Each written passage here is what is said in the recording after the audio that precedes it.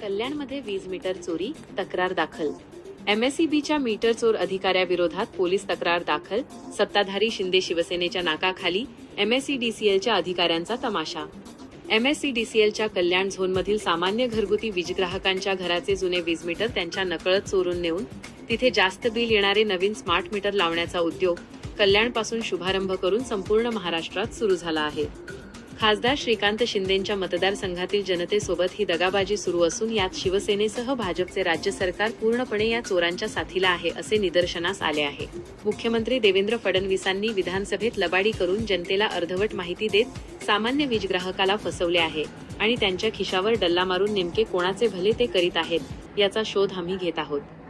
कल्याणमधील एका ग्राहकाने त्याचा वीजमीटर चोरून नेल्याबद्दल कल्याण एमएसईडीसीएलच्या अधिकाऱ्याविरोधात चक्क पोलीस तक्रार दाखल केली आहे.